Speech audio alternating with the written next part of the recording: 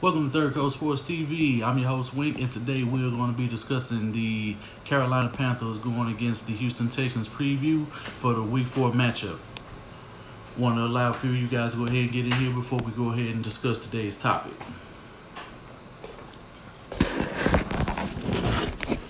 Make a quick adjustment. There we go. Eric Villa, what's going on?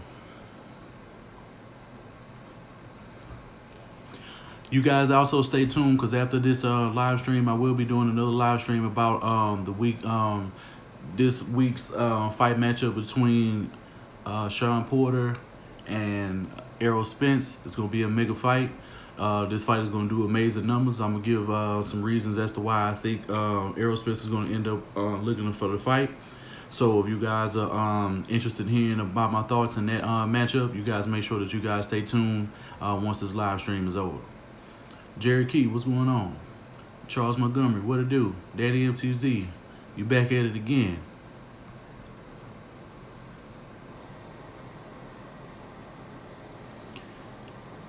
Yeah, I'm gonna wait for a few more of you guys to go ahead and get in here before we crank it up. I want to make sure I get all of the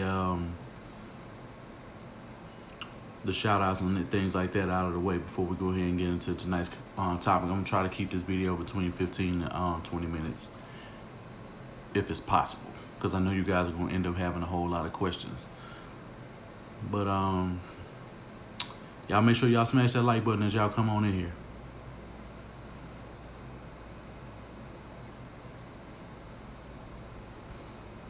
This should be a pretty good matchup this week between the Carolina Panthers.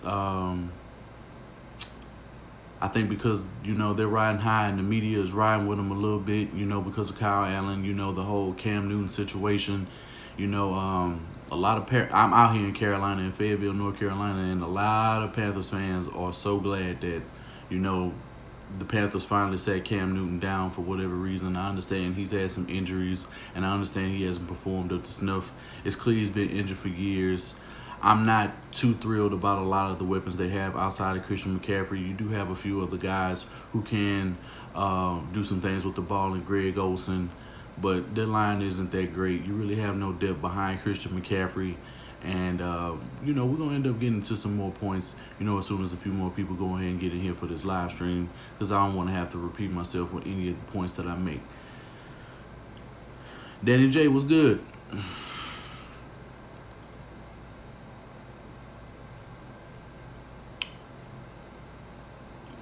As far as how y'all feeling about this week's matchup, how y'all feeling about it as it stands right now? Because the media is pretty much riding with the Texans, for the most part. There are some things that a lot of these guys,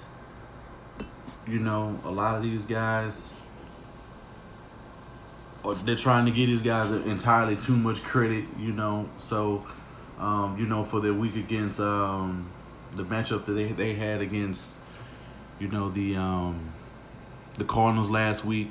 I'm not really thrilled about it because we all know that team is hot garbage. B-Shell was good, and it's no reason that they should be pumping that. They should be pumping that win up like it's absolutely something. I don't get it. I mean, I don't know why these guys act like this is just the greatest thing that's on sliced bread. There's something about what they're doing with these rookie quarterbacks this year. And they're loving the fact that some, guys like Gardner Minshew and KyleAllen are coming out of the woodwork. Of course, the guys that, some credit is due to, guys like Kyler Murray. He just happens to be on a horrible team with a horrible coach. So 30-0, B-Shib, I see you. You talking about 30-0 Texans. Lonnie, to me, is already sort of broke out, but I think he won't end up being a household name. But I don't think this is a game you can make himself a household name against. I mean, the Carolina Panthers aren't as strong as people view them to be. They have a decent defense, but their defense has slid over the years. And we're going to get on all of those points. So as it stands right now, I'm going to go ahead and get into the sports topic. Enough time has went by. So as y'all see on the bottom right screen, y'all see we have the matchup between Deshaun Watson and KyleAllen. Now, last week, both of these quarterbacks had spectacular performances against their respective teams. Of course, Deshaun Watson ended up having a much better game. He was able to come down behind 10 after the halves, go 20 on a 20-3 run. Whitney Mercilus made a key strip sack fumble, to go towards the Texans on the short field, and Deshaun Watson and the Houston Texans offense was able to capitalize. I expect things to go a lot different this week in this week's game plan, and I think when it's all said and done, I don't think that KyleAllen is going to be withstand what Deshaun Watson is going to be able to do for his football team. We have entirely too many options, and while the Panthers are coached well, I don't think Norv Turner ends up giving KyleAllen a game plan that wins him the game. I think they're going to be heavily reliant on Christian McCaffrey, which I believe we will be able to slow down in some spaces. But I think if they end up getting him more involved in the passing game, he definitely can end up posing a major threat to us when it comes to the second level and in space. We'll end up getting to those matchups, and I'll end up putting some other steals as far as that goes throughout this video. But as it stands right now, I believe that Deshaun Watson has proved enough in this football league that he is a quarterback to be reckoned with, and I think the defense of the Panthers will not be strong enough or have the playmakers to take down Deshaun Watson when the Panthers come to Houston. So let's see what we can get into next. Yeah, I truly believe our defense is going to be able to do the next thing. But as it stands right now, the next two things I want to talk about are these two guys, and those are the coaches of each football team. And that happens to be Bill O'Brien and Ron Rivera. Now, both of these guys have had some semblance of success, but as it stands right now, I believe that Ron Rivera is the better coach of the two. He's had more success, but I believe when it comes to this week, I believe that Ron Rivera's team will be not so much out-coached. I just believe we have too much talent, and Bill O'Brien and Tim Kelly are going to be able to come up with an offensive game plan that stops the Carolina defense in its tracks. While they do have some great playmakers. They do have James Bradbury. They do have Eric Reed. They do have Luke Kuechly, Kawann Short. They now have old boy from the Bucks. What was his name? They have Dontari Poe, and they have Gerald McCoy, in the front. So they will be able to do some work when it comes to the front of this Houston Texans O-line, but maybe they won't. I mean, we stood a much taller test with the Jacksonville Jaguars and the matchup between Joey Bosa and Melvin Ingram. So isn't Short out for this game? I believe he is. But I was mentioning him, but you know what? I think he is out for this game. I'd have to go back and go read the injury report. Somebody go ahead and put that in the chat just to verify and make sure, because if Kawann Short is not in this game, we are definitely going to be able to put in work against the front seven of the Carolina Panthers. He gives them much more push. While I do still believe in Dontari Poe, who I am going to get to later on in this in the rest of this video, as it stands right now, I'm sticking to what Ron Rivera, his game plan. I think he's simply going to end up wanting to have the time possession, because I don't think he's going to want to have a quarterback like Deshaun Watson having the ball at the end of the game. So I think they're going to do everything they can to control the ball, have a short field, and, because I don't see guys like Dante Jackson stepping up against the Houston Texans receivers. And James Bradbury is a very good corner, but I think if he ends up running in man-to-man situations against Deandre Hopkins, that's a horrible game plan if they don't bracket him throughout the entire game. M7E, what's going on? El Lobo, what's good? Yeah, I believe the defense will end up playing a very good game against this Carolina defense. So as it stands right now, that's pretty much my take on it, but we're going to end up moving to the next portion, and this is going to be about what Christian McCaffrey brings to the table for the Carolina Panthers against this Houston Texans defense. We kind of, even though I thought that Austin Eckler was going to end up being a major problem for us last week, which he did start off being, but I think we were able to slow him down, and Bill O'Brien had the right game plan when he sold out against the run. One of the major things that I really feel that this defense needs to do going into this week's matchup, we cannot allow Christian McCaffrey to get off and get to the edges of this football team. If he does that, he's going to be able to exploit some vulnerabilities that we have at the second level. And because the tackling has not been great, I see this Houston Texans team giving up big chunk plays if they end up playing off. They're not playing aggressive coverage, and they're not containing the edges. If you have him where he ends up bouncing back into the inside, I see somebody coming through the backside to make sure that they take him out of the game. I could see a situation where Christian McCaffrey has anywhere between 25 to maybe 27 carries in this game. I think if KyleAllen gets in a bad spot and he throws a turnover early, they are definitely going to be heavily dependent upon Christian McCaffrey to give them a spark in this football game. This is one thing we do not want, because he's very similar in his aspect of what Alvin Kamara was able to do to us week 1 against the Saints, and we saw how that boded for us. So because I haven't been too comfortable with the tackling, which is a discipline issue. You know, you guys, I mean, the Houston Texans secondary and defense, they need to wrap up and at all costs make sure that they do everything they can to stop Christian McCaffrey. It's very imperative that we suffocate him in this football game. Okay, the next topic that I want to go ahead and get into when it comes to this Houston Texans football game is this man to the bottom right who's been wreaking havoc for the Houston Texans the last couple of weeks, and that's our man Whitney Mercilus. This man has been putting in some major work. Last week, as I mentioned earlier, he had to play the game. He was able to get to Phillip Rivers, make sure that he got that strip sack fumble, and while Zach Cunningham recovered it, you know, the field was short. Deshaun Watson was going to be able drove down the field to get another game-winning touchdown against the Los Angeles Chargers. Now, while I believe he is going to be extremely essential because the offensive line of the Carolina Panthers has a lot of vulnerabilities, I believe we can beat them in the B and C gaps.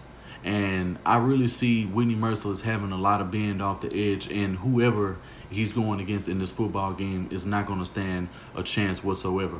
I feel if the D-line of the Houston Texans plays anywhere near the level that they played against last week's game, I don't see KyleAllen, Christian McCaffrey being able to do much, you know, for most of the football game.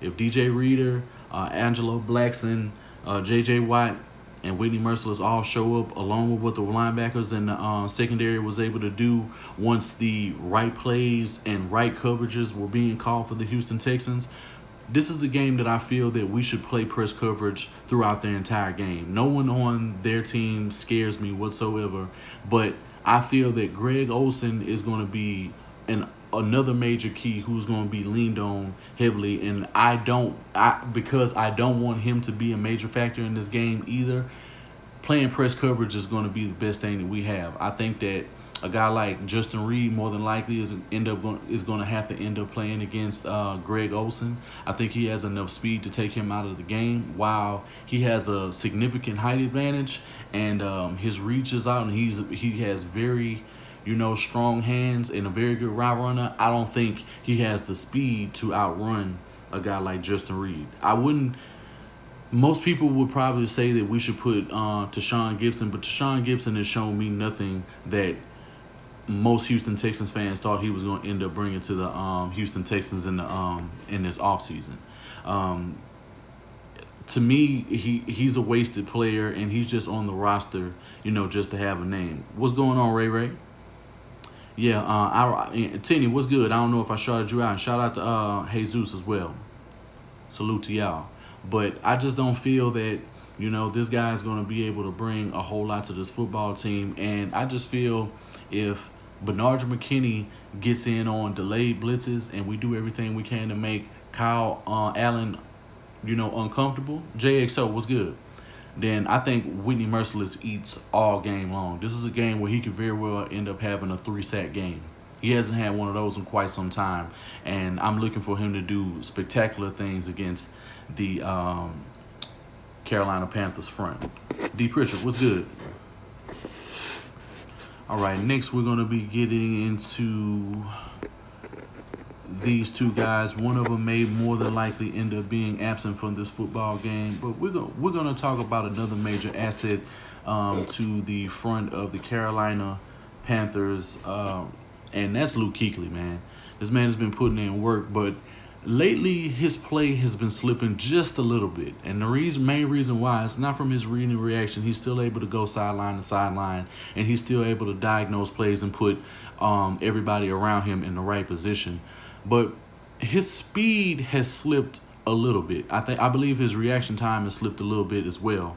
I feel if we get the running backs involved, especially out of the backfield, and he has to cover one of those guys, whether it be Duke Johnson or Carlos Hyde, I think we need to be heavily reliant on the run game and gash these guys up the middle, especially because Kawann Short, if he is not going to play the game, this is definitely going to help us out, because I don't think Deandre Poe is going to be able to do it all alone.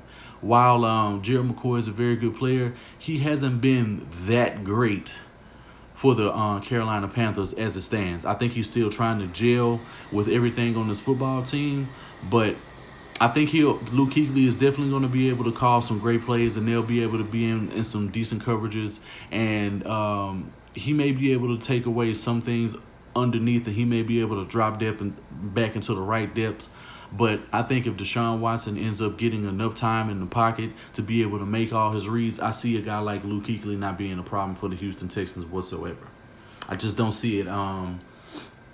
While he is a great player, I just don't see him making any true impact in this football game.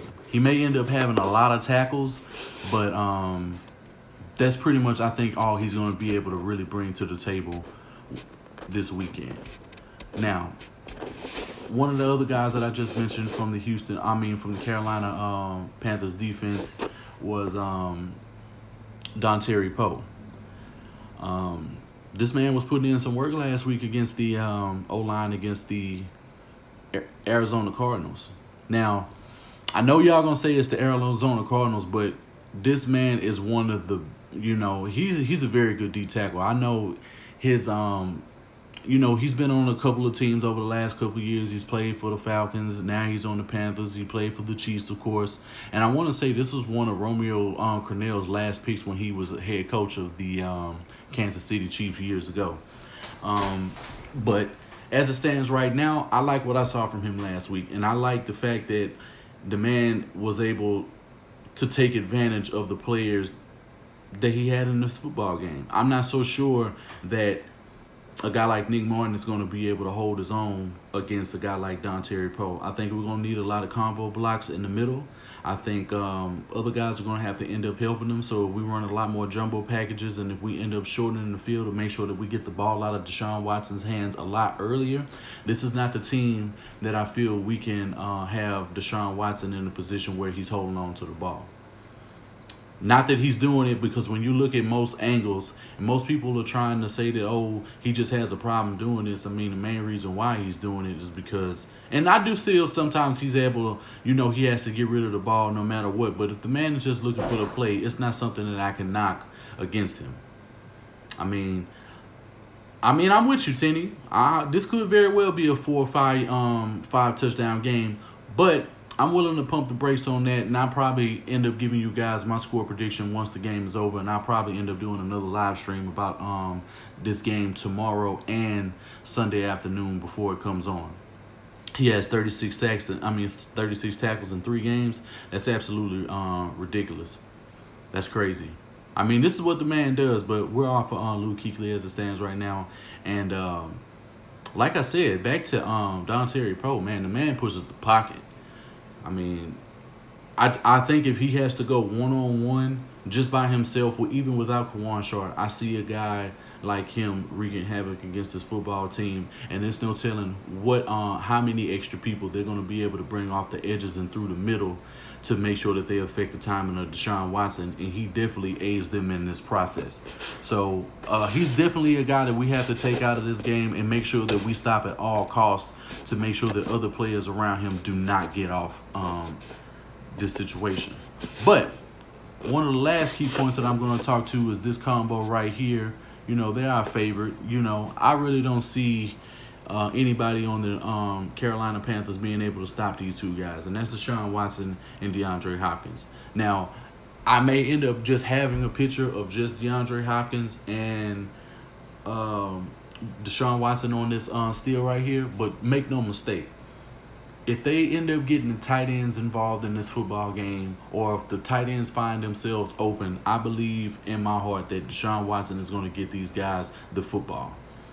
You saw last week, everybody was eating last week. I mean, I want to say we had like 3 players with over 60 yards. You know, and that's what guys sharing the ball and getting multiple touches and getting third downs at a high rate against a legitimate football team in the Los Angeles Chargers. So I see no reason why they do not keep it up, and I see DeAndre Hopkins end up having a very big game because I don't think Bradbury is physical enough to guard him. Not only do I think he doesn't even have the speed, but he's not going to be able to press DeAndre Hopkins. And a guy like Will Fuller is going to be able to kill these guys on over out shallow crosses, sticks, curls. Even if they wanted to throw a couple of screens into this game, I don't really see these guys being able to down. And I see a guy like Dante Jackson end up making a major mistake, and he's going to probably more than likely end up being a major problem for the Carolina Panthers in this football game. I think he's a guy that Deshaun Watson is going to be able to pick on, and the safeties of the safety tandem of the Carolina Panthers aren't that great. I do respect and I do love the talent of Eric Reed, as I stated earlier. I think he's going to be able to make a lot of plays, but when it's all said and done, he's not. Dante's questionable. Well, questionable isn't really that bad. If it doesn't say doubtful, inactive, or out, that generally doesn't concern me. That's even when our players across the league. Questionable, you know, that's just saying that just because he had an injury or he had some sort of little minor injury that he's dealing with throughout the week, and they're just taking precaution with him. What's going on, Jay Dizzle? Be for real. What's going on?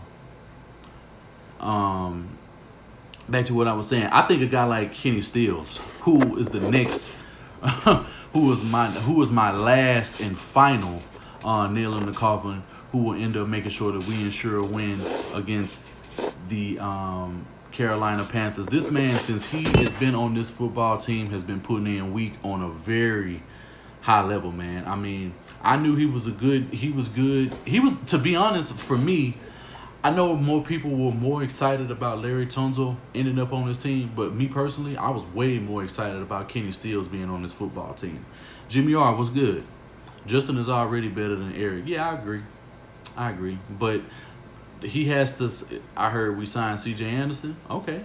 So that means we want another bruiser back that way that we can be able to run the ball. That means that O'Brien wants to definitely have a running back by committee, and he only wants to be able to use a guy like Duke Johnson on third downs. You do, and I've been hearing a lot of rumors, and shout out to Honcho. He addressed this as well as many other fans. Y'all can't talk to me on Twitter because I'm locked out of my account, you know, for some reason, and I haven't been able to get back on this week. A week's already passed by, and my suspension still isn't up. But I want to go ahead and get my quick take on Keke QT. Now, he can very well get involved in this game as well. I understand that a lot of people are probably like, oh, you know, Kenny Stills came in, took his job. But I understand that, and I knew that was going to end up happening once we end up getting a player of his stature. Not only is he durable, which is a major thing that you know, Keke isn't. And do I think they put Dante Jackson on hop? No. If they do that, James Harden, he's gonna eat on them all. He's gonna eat on him all game long. But back to what I was saying, I think a major reason that you don't even think about trading Keke is because you never know when a guy like Will Fuller can go down. Now, while he hasn't been thrown into any situation where he can be hurt and he hasn't taken any hard tackles or anything of that nature, I don't really see him getting hurt because Deshaun Watson is throwing guys open. He's had a couple of balls to sell, but nothing to where a player could end up being injured. So, as stated, he's going to be able to do a lot of work underneath. I think if they end up putting him on some things like some jet sweeps and things of that nature, then he can probably be used in that way if we want to dump off and throw him some screens. But some screens that actually can get the defense off of their mark. I don't feel like the screens that we end up dialing up against a lot of these defenses, they ever get fooled. And when they do, it's essentially because the blocking on the play was actually excellent versus the play design itself. Roman, what's good? He was never signed, just worked out. Oh, okay. Thanks for clearing that up. Joshua Grant, what's good?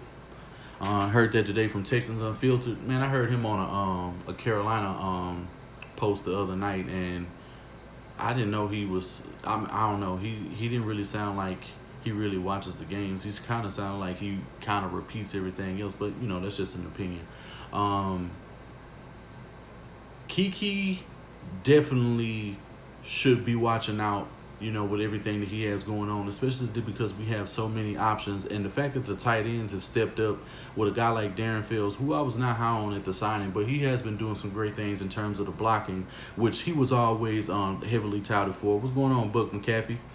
And I feel like he's been a great blocker thus far. Especially with Jordan Thomas being out, you definitely can rely on a guy like him and Jordan Akins, who's been playing much better over the last couple of weeks. He's made kind of his impact throughout the entire season whenever he was targeted for some big plays. He's been able to get a lot of first down for us.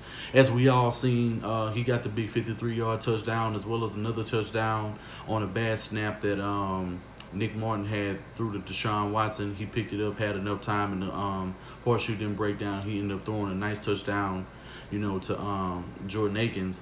But as it stands right now, man, I think these guys are going to be able to exploit a lot of matchups. And if Bill O'Brien calls a lot more plays where the main targets are the tight ends or the running backs, this team is not going to know what to do against the Houston Texans defensively. I think our defense, when it's all said and done, will be able to hold a guy like KyleAllen under to maybe 220 yards. Some range between 200 and 220 yards. It could be less depending on the coverages that Rat calls. And if he's given if he's given the same amount of cushions that he was given over the last couple of games, then I expect KyleAllen to end up having a big day. I think any quarterback can end up having a big day against the Houston Texans defense when they're playing coverages the way that they have been over the last few weeks. If they make the adjustments and they press guys off the rip, it's all good, Wise. It's all good. Yeah, if they press guys throughout the entire game, I really see no reason why the Houston Texans defense don't shut this team down completely on offense. But the one thing, we got to go back to it. The key thing is selling out against Christian McCaffrey. We don't do that, hey, man, this is going to be a long game, and it's going to be a long game for a reason. I'm not so much worried about Christian McCaffrey running the ball, but if he does run the ball and he gets outside of J.J. Watt or Whitney Mercilus, I think a guy like Zach Cunningham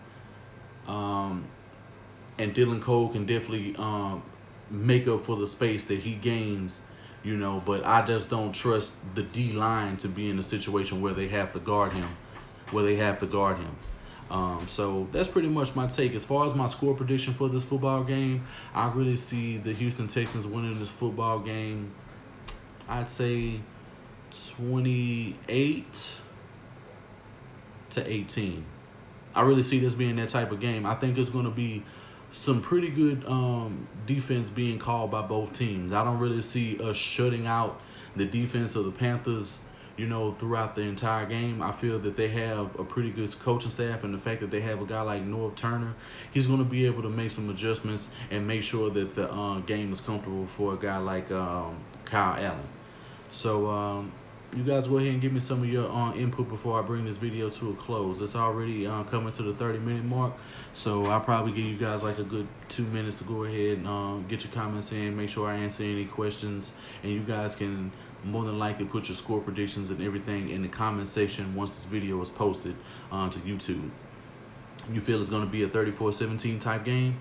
I mean, I can't blame you, but I think the reason why I'm willing to go safe is because the front of the defense for the Carolina Panthers is still very strong. And I think because they do have a guy like Kuechly, in a situation that he's in, he's going to be able to make sure that the right calls are in for this defense.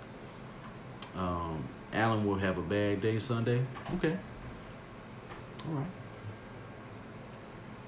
I'm a day. What's that mean? What's that mean?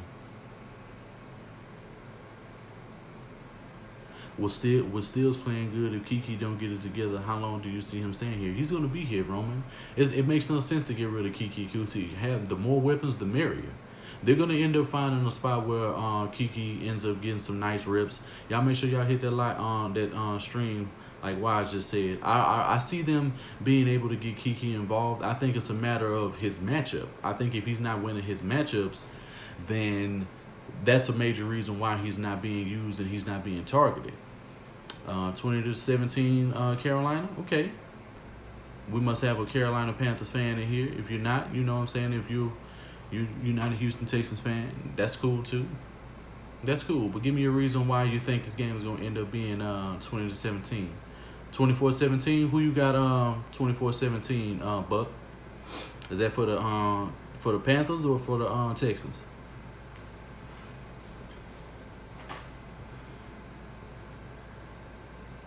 What happened to Vincent Smith? I'm not sure. I think we cut him. Matter of fact, that's exactly what we did. We cut him. Expect Kiki to be more in the return game. No, that's why. We saw what happened to him on return. He's not even a good return man. Why would we do that? Why would we do that? Doesn't even make sense to do that. Down South Sports was good. It makes no sense at all, Broderick. We all saw what happened to him, and he hasn't practiced enough on the special team, so why would you put him in a situation where he can be hurt, and if they did want to trade him, he has no value? Why would you do that? Get him involved in the game more. Get him with some extra tape that other teams can see, and he'll have more. If he's implemented in the game plan by O'Brien, it works for everybody. He's either an extra weapon or he gives us decent trade value. I mean, Kiki serves multiple purposes as it stands right now, but being a return man is not one of them. While I respect your opinion, I respectfully disagree that he's a return man. It's just not, bro. He didn't look good in preseason, and that's why he got hurt. What do you mean? Did you not see him get hurt? The reason he missed games and the reason why Kenny Stills is on this football team as it stands right now is because the man got hurt on a special teams play. Where were you at, Broderick? It's Defoe, ho. I feel that. He had great vision. Okay. I don't know what you call great vision, but okay. He was okay, but I wouldn't say he was great at anything. Wink with Mahomes supposedly receiving a $200 million contract. Do you think Texans lowball Deshaun and let him walk? Because we never know with this franchise. I don't see that. I don't see nobody paying this man no, he got hurt. He got hurt on kick returns. What are you talking about? Go back and go look at the preseason game. He got hurt he got hurt on a kick return or a punt return, one of the two. On that score amount, Gibson followed the motion wide receiver like we were in man, but McKinney went to the flat zone on the right side, and Gibson was supposed to stay in the zone on the left. I'd have to go back and go see the play that you're talking about, Trill. If anything, send me that play to my IG so I can check that out. D-Lo, what's good? He literally got hurt. Okay, all right. I ain't gonna argue with you. We all know he got hurt on return. Everybody saw it. 24-17 Texans. It might start off kind of close, but I think Watson and the offense pull it off. I really do too. I see. I think Deshaun Watson ends up having a quick start. But okay, all right. If you say so, Broderick. I don't know what I'm talking about. Okay. All right. There's no sense in me arguing with you. I don't need to argue with you. O'Brien is a great player. No, I wouldn't say that. I mean, he's had some spots where he's looked like he's been a great play caller, but he does a lot of things throughout games where he doesn't make the adjustments when needed. So I can't, and he doesn't exploit. He doesn't exploit matchups the way that he should. He doesn't, I see Deshaun Watson taking advantage of the matchups, but because of the route combinations, I don't see Bill O'Brien doing that game in, game out. So while he can call some good plays, it's generally against bad teams when he ends up calling a magnificent game plan.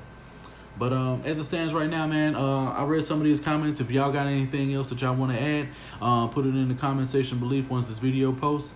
If you guys don't subscribe, make sure you subscribe to Third Coast Sports TV. Hit that like button.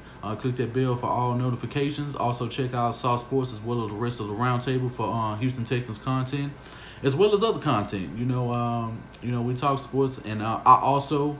Y'all guys hang on, because I'm about to come right back in just a second with a boxing video, and it's a preview against Sean Porter and Errol Spence. It's gonna be a huge fight. It's gonna end up doing a lot of numbers. It's gonna be on pay-per-view. If you guys can catch that fight, make sure you check it out, because it's a great card all underneath. Benavidez versus Anthony Durrell. It's gonna end up being a big fight, but the main event, Spence versus Porter, is gonna be a great fight. Akins, I feel great about Akins. I mean, he's stepping his game up. Can't say much about it. He's stepping his game up, but I'm gonna go ahead and I'm finna bring this video to a close because this ran a little bit longer than I expected. So, welcome to Third Coast Sports TV. I'm your host, Wink. Talk sports, love